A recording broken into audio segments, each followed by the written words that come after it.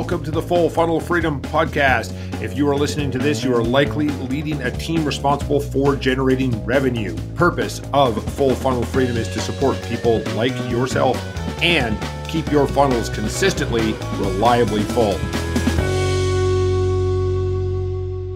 So, welcome to the Full Funnel Freedom Podcast. My name's Carlos Garrido. And for regular viewers and listeners to the Full Funnel Freedom, you're asking yourself right now, who's that fella? Well, my name is Carlos Garrido. I'm actually co-host of the It Shouldn't Happen to Us podcast, which is about to be rebranded as the Unscripted Selling Podcast. And I'm host today because today's guest, got an unusual guest today. Today's guest is the host of the Full Funnel Freedom podcast, Mr. Hamish Knox. Hamish Knox, thank you for joining us today.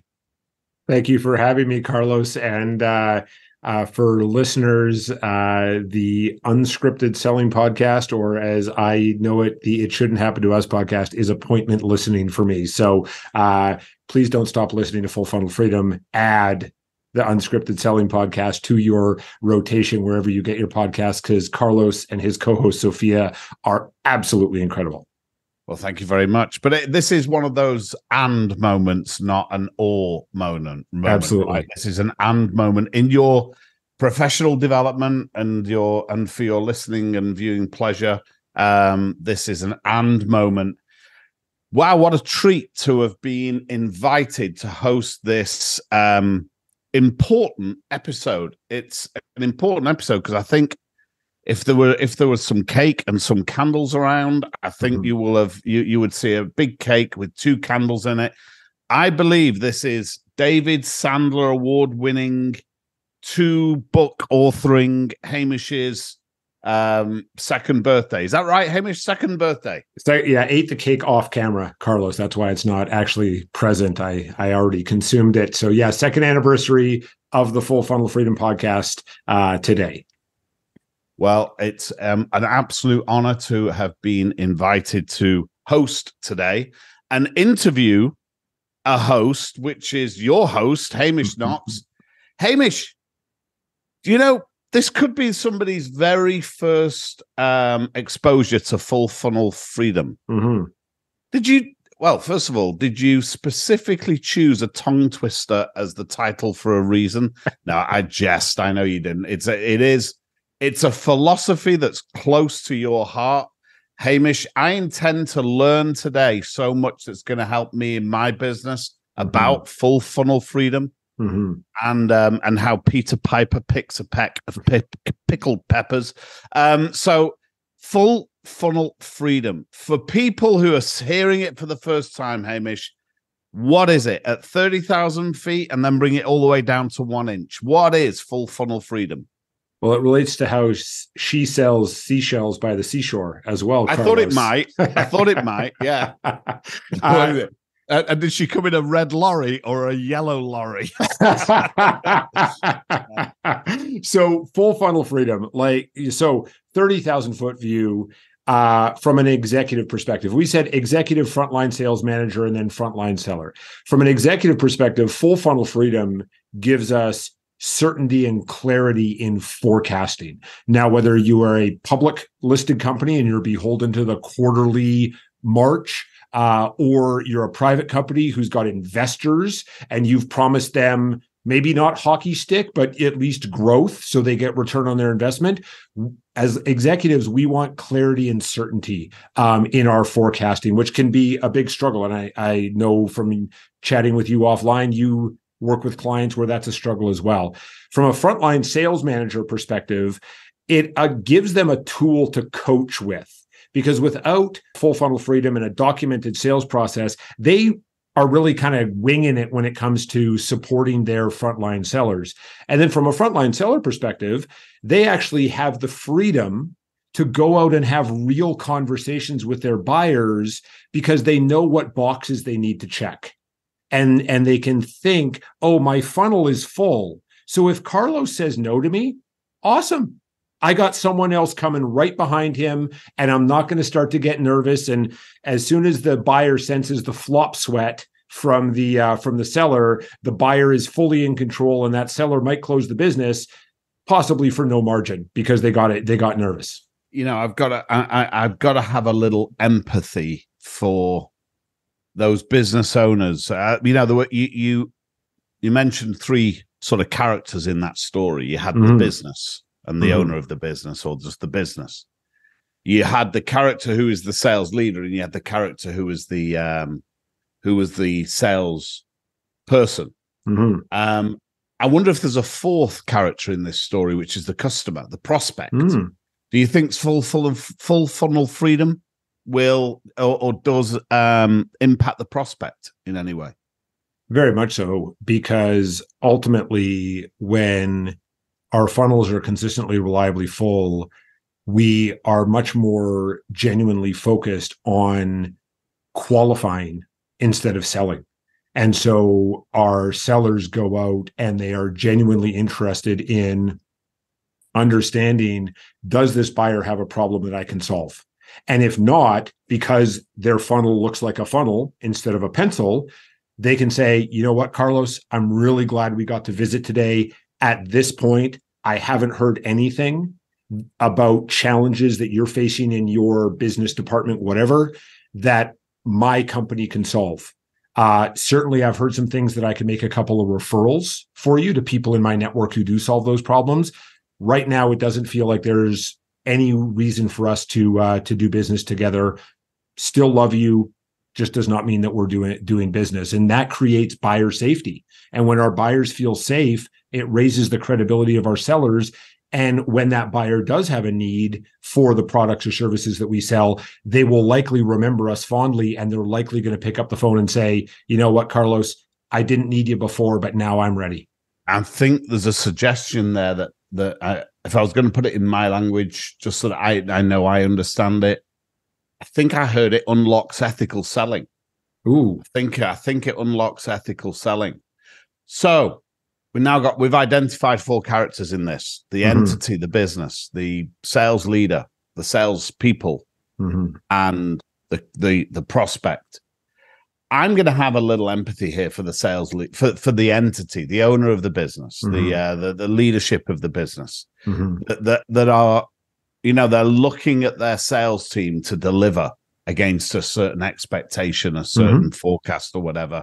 And I've got a little empathy for that. And I think they're the message or the thought that just appeared in their minds, listening to your analysis of what full funnel freedom can deliver, I'm going to get a sense that they said to themselves, wait a minute, are you telling me, Hamish, that I can create predictability in the most unpredictable, uncontrollable part of my business? Because I believe that business leaders and business owners have convinced themselves that it's all right, that it's expected, that, I can control certain parts of my business because I write the checks and I write the SOPs and I write the systems and I choose the strategy. So there are certain parts of my business I can control. But this is kind of the one little bit that's kind of up for grabs because it's really under the control of a third party that I don't have any authority over. And I think they've convinced themselves of that. Have you any experience of a business leader who kind of doesn't believe that this is possible? And then maybe they've been through a journey and now they're like, wow, this is possible. Can you tell me a little bit about it? Because I have to admit, this is attractive as a philosophy for a business leader that is who has convinced themselves this is just simply the price you pay for having a business. No control over the top line. Explain it to me like I'm an idiot. What would you say to me if I was a business owner and I was looking incredulously at you and I was like, I don't believe that's possible. Fair enough. And it's usually because for a couple of reasons. Number one, as entrepreneurs, we just go do it, right? We just go wing it, for lack of a better term. And because everybody likes to talk to the business owner, and I've had that conversation like, well, I can close any deal, of course, because you're the boss. People love to talk to the boss. And so we go out and then we have nothing documented. We have no processes in place. We have no ideal client profiles built. We have no systems or anything like that. We just say, well, hi, welcome aboard to the team. Just go sell stuff. And then we wonder why they can't do it. Well, it's because they're not us. And so ultimately, this idea of full funnel freedom comes from a lot of groundwork. Like, this is not just a magic wand that we can give to everybody. There's some pretty serious foundational work that owners and executives who have put together full funnel freedom, they really have things documented. So ultimately, it becomes like Lego. Right. And it becomes like this lovely puzzle. And someday when they want to sell, we can pop Carlos out and we can pop Sofía in, and the whole thing just continues to work and grow and scale. So the next person can continue to grow that business as it has been. Unfortunately, too many owners run into the bottleneck of the fact that they're the ultimate person who has everything in their head. And if it lives in our head, we're not scalable. Yeah. I think that whole idea of scalability is kind of like, it's the golden fleece, right? It's the holy grail. It's the golden fleece. And a lot of business owners are, Jason in the Argo looking for the golden fleece, this idea of scalability. And they figured out how to scale most parts of their business, but the revenue line, the heartbeat of the organization, the thing that's making the cash flow is the bottleneck, and I know from my own experiences with business owners, I know some people won't believe it, and the fact that you've done it again and again, and and a lot of us, this is what we make our living doing, helping companies do that. So we've talked about the business owner or the business, the entity, senior leadership, sales manager, second part of that cast, the second important part. There are going to be sales managers listening to what you just said, and they're going to say, wait a minute, does this make me a better coach? Does this make me lead my team better? Have I got better visibility on on who I need to be to deliver for my team? What's your view? First of all, what's your view of how tough a sales manager, sales leader role is, and what are the challenges? What's the value they can deliver, and how does full funnel freedom impact them? So sales leader is literally the hardest job in the business, because we're getting pressure from on high, board, investors, whatever, CEO, and then we got pressure down below from our team. Hey, boss, cheaper, newer brochures, better website, got to go to a trade show. Why aren't we on TikTok? Get me an AI tool, et cetera, and we're getting this squeeze in the middle. And so ultimately, the last F in full funnel freedom, ultimately for a sales leader, is freedom. It's freedom to actually be a leader instead of getting sucked in to be the fire chief and possibly lead arsonist. It gives them that ability to have real visibility. It gives them that ability to gently push back on a seller who met someone at a networking event, and that person said, yeah, maybe possibly someday in the future, I'd strongly consider having a further conversation. And that seller went 90% in my funnel. Got it. It's coming across the finish line. And then, of course, that's, oh, well, something came up. We're pushing it to the next quarter or the next year or never. And then to your point, Carlos, about coaching, that's really one of the key things that a sales leader needs to be doing on a regular basis, coaching, role playing with the team, and with a documented qualifying metric, which is this process that ultimately creates full funnel freedom. They can go into a sales funnel review meeting and go, hey, Hamish, I love the fact that you've got all these deals in the middle of the funnel. I'm really confused as how you got all these deals in there in one meeting each, when you had all these boxes that you needed to check to qualify that buyer. Walk me through that. And as I've said to some of my clients who are sales leaders, when I explain this process, they're like, well, but can't people lie? And I'm like, yeah, I've been in sales since I was 19. I've lied to my sales manager. But it gives us a way to get to the truth faster and then free us up so we can focus on being a leader as opposed to a doer. Free offer for listeners of the Full Funnel Freedom podcast. Go to www.fullfunnelfreedom.com/scale to get your white paper, 8 fundamentals of building a scalable sales model. If you're listening to Full Funnel Freedom, you are wanting your funnel to be consistently, reliably full and sustainably scalable. So go get your white paper, 8 fundamentals of building a scalable sales model at www.fullfunnelfreedom.com/scale. Now, back to the show. So if I was a business owner and I'm attracted, or a sales manager, or often they're the same role, right? Mm-hmm. Initially. In fact, it's often I'm sales leader. I'm also business owner. I'm also chief salesperson. Mm-hmm. So, but if I'm business owner or sales leader, and I'm intrigued by this, where do you start? What's step one? How do you start this? Yeah, that, and because it does sound like a heavy lift, and I'm sure there's some of our audience who are listening to this for the first time or who have listened for the full 2 years. And if you have, thank you so much for however long you've listened, who are like, dude, this sounds like a giant mountain to climb. Like, are you nuts? And so the first place to start is to document. And when I say document, I don't necessarily literally mean write. In fact, I'm a big fan of using video. Like our phones are incredible for creating all of the foundational resources, and document the questions that the information that we need to gather from a buyer to qualify them. And that can be as simple as why, answering the question why, which is, why did you call us? Or why now? Why did you call us now? And also there's another question of, why did you call us? And, being in Calgary where I'm based, we have a lot of very technical sales, and sometimes the answer is, well, we have a master service agreement with you.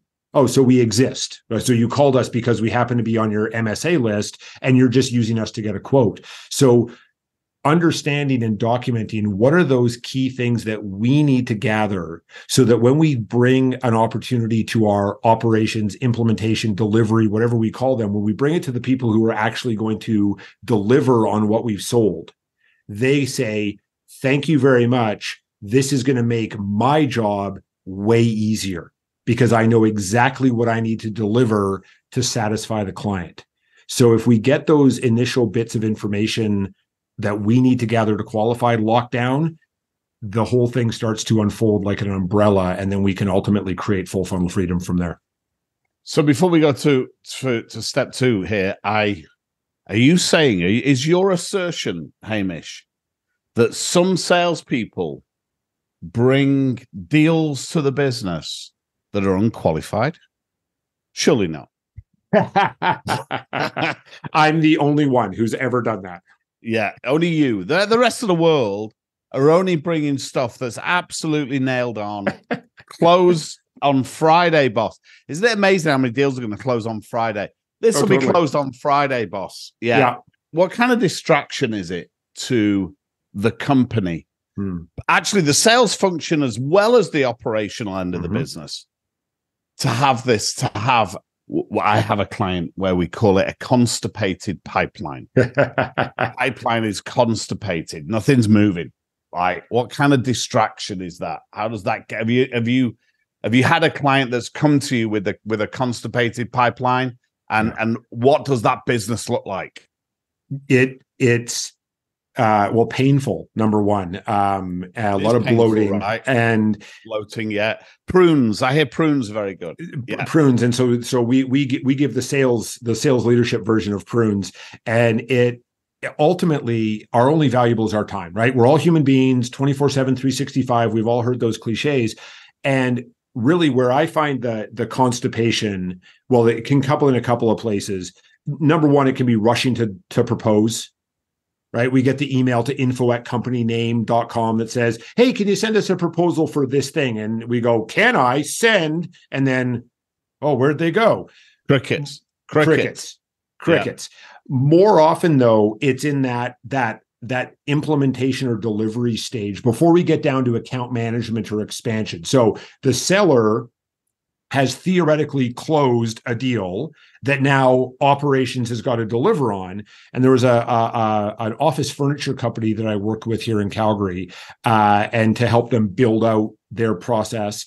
And what we discovered is that sales was going in and basically finding out, does this person breathe? And will they give us the money? And then forking it over to the operations team. And the operations team's like, so how many chairs do we need? When do we need to deliver them? Is there a loading dock, et cetera, et cetera? And the salesperson's like, well, you go figure that out. Well, as a buyer, I only know Carlos. I don't want to talk to Steve in implementation. I want to talk to Carlos. So it lowered rapport with the client, because the client doesn't trust the seller now. And so what we got the sales VP to agree to is that their sellers would not fork a deal over to implementation unless they had checked all of these boxes, which could be done in course of normal conversation. And magically, the prunes worked and the constipation in the delivery side. So then our seller could go back and go, hey, Carlos, did you like your chairs and tables? Oh, they're amazing. Want to buy more chairs and tables? Well, if that was the experience I got the first time, I can't wait to experience it again. Yeah.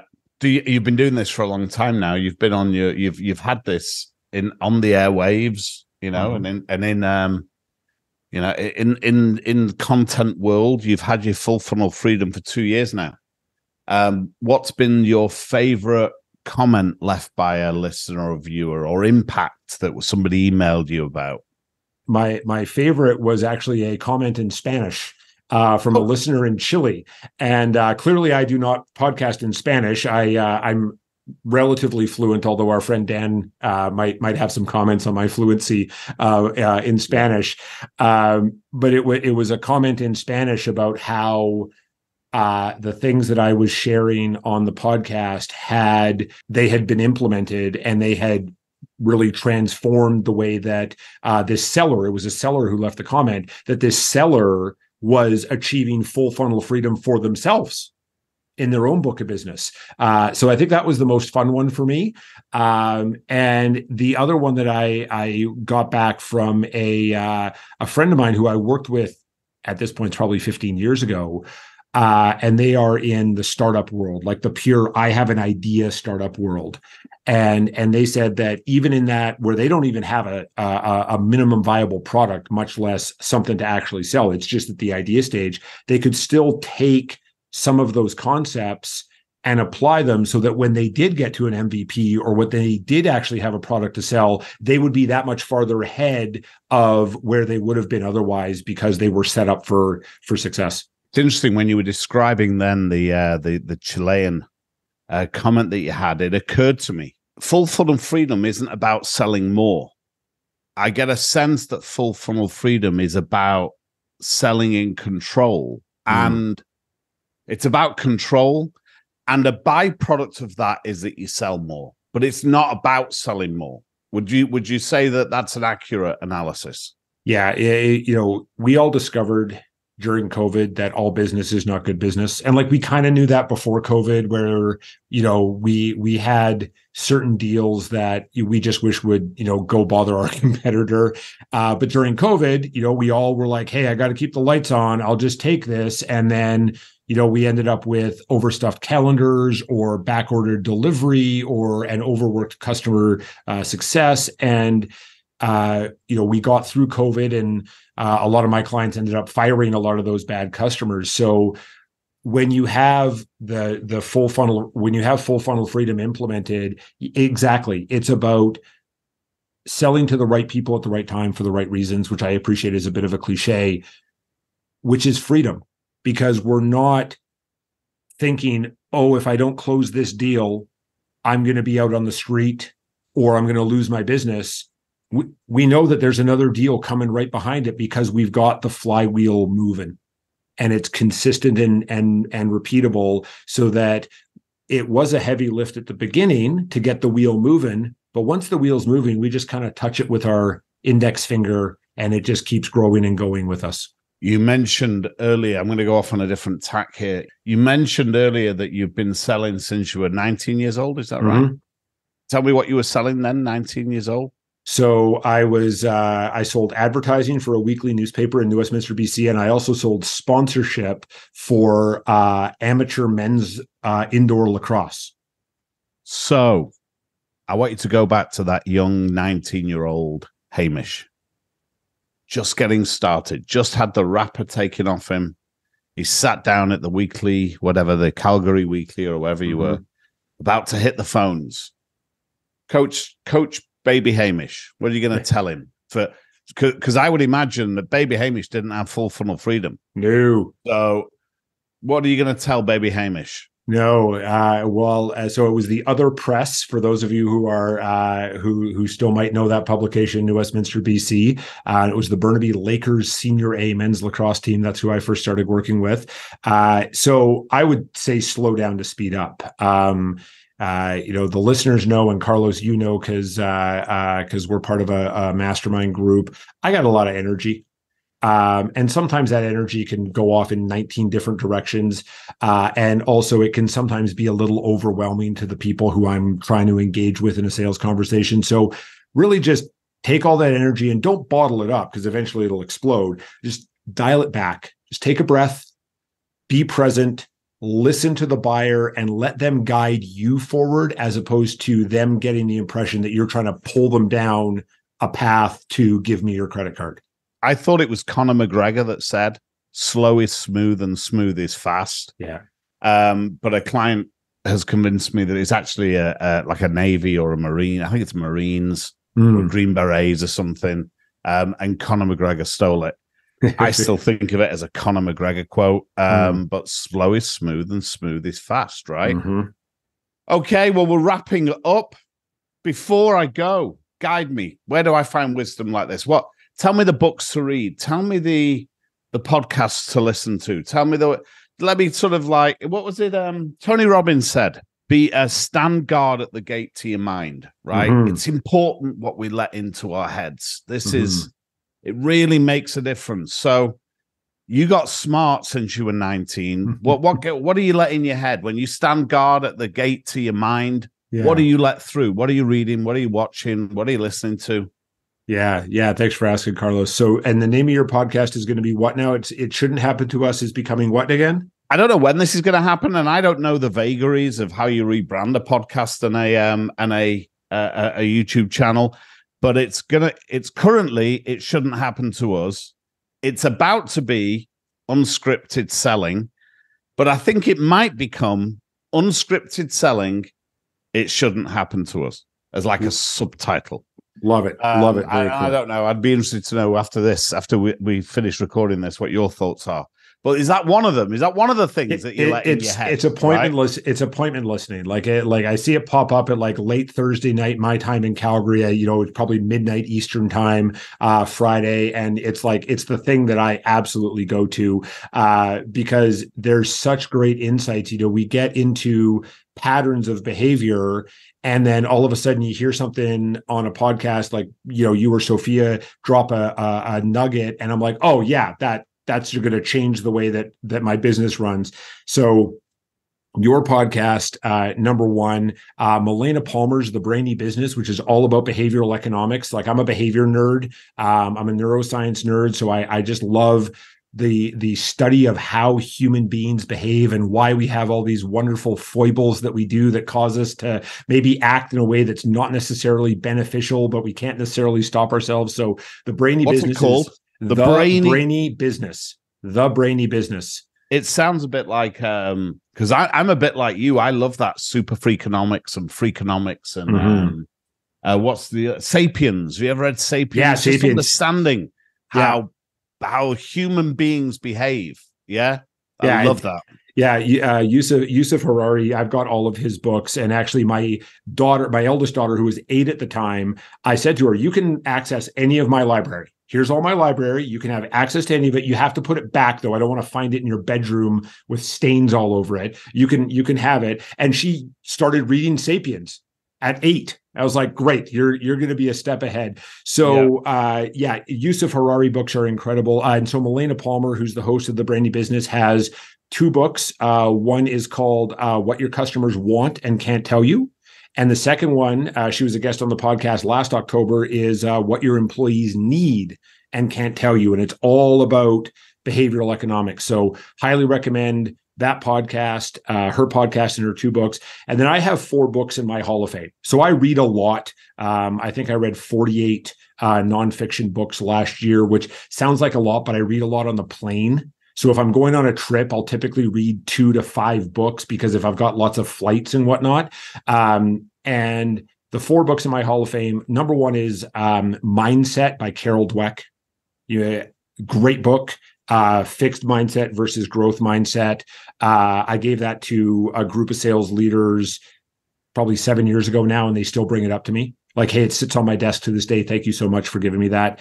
The other book is called Your Brain at Work by a guy named David Rock, which talks about our brain as like a theater and all the characters on the play and how they all interact and how all those foibles come together.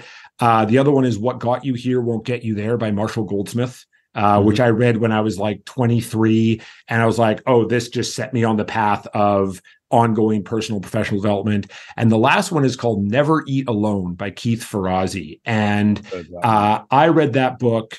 I was 26. And I had just got the job as director of sales for a professional indoor lacrosse team. And for me, my ultimate goal was to work in pro sports. I used to be a sports journalist way back when, from the time I was 16. And then I wanted to be a seller and a sales leader in pro sports. And I got there when I was 26. And I remember sitting at my desk and I'm looking around the office and I was like, so what do I do now? I'm here. And then I read Never Eat Alone, and it again shifted my trajectory. So those are my 4 books in my Hall of Fame that I recommend everyone check out. I read Never Eat Alone. Here's my problem. I'm a bit of a miserable bastard, Hamish. And sometimes I want to eat alone. Amen. I'm an introvert. Yeah. Like my clients here regularly, like if I go to a networking event, I'm stopping at Wendy's afterwards because I'm brain dead.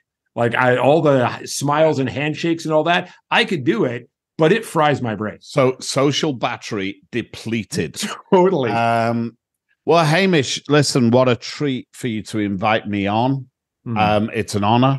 And I wish you happy birthday, happy anniversary, full funnel freedom. And Hamish, why don't you wrap us up? Wrap it up, man. Thank you, Carlos. This has been an absolute delight. I am incredibly grateful for all of your support and all of your wisdom and insights, not only on your podcast, but also privately. So this has been the Full Funnel Freedom Podcast, celebrating our 2nd anniversary. We have had a special co-host, my dear friend, Carlos Garrido, and I've been sharing ideas and insights around full funnel freedom and how it can create success with all 4 of the characters Carlos identified, from the enterprise and the business owner to the frontline sales manager to the sellers and ultimately our buyers. And until we connect on the next episode, go create full funnel freedom. Thanks for listening to today's episode of the Full Funnel Freedom Podcast. You can continue to support us by leaving us a review and a rating, sharing this episode with a couple of sales leaders in your network who you care about. I'd love to connect with you. I'm easy to find, Hamish Knox on LinkedIn. Also, if you'd like a free 15-minute call with me, go to www.hamish.sandler.com/how-to-sandler. Until we connect on the next episode, go create full funnel freedom.